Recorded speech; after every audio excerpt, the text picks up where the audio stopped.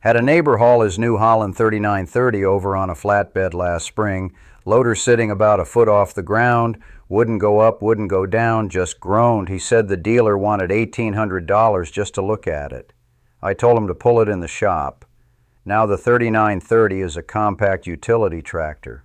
Ford built it right up into the early 90s before New Holland took over the name.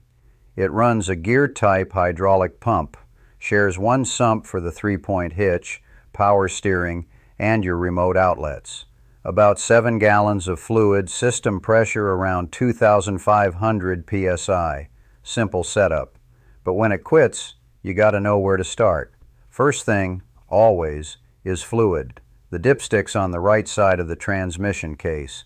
Good hydraulic fluid is clear amber. What I pulled out of that neighbor's tractor looked like chocolate milk. Water intrusion. That alone will kill your lift.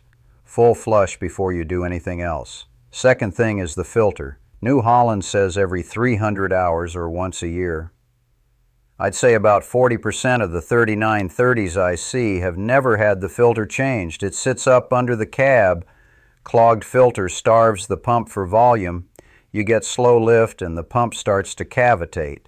That was his problem right there. If the fluid's clean and the filter's new and you're still slow, hook a 0 to 3,000 psi gauge to the test port. Normal reading is 2,300 to 2,500 psi.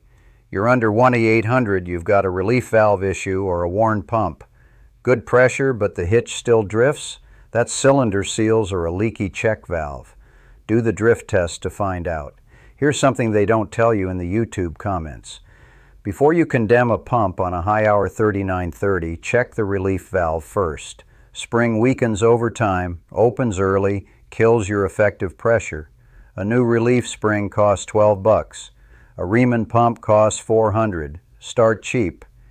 If you want the full service manual for your 3930 with all the specs, torque values, and system diagrams, I've got them over at the manual store, links right below. Thumbs up if this saved you a trip to the dealer, and I'll see you in the next one.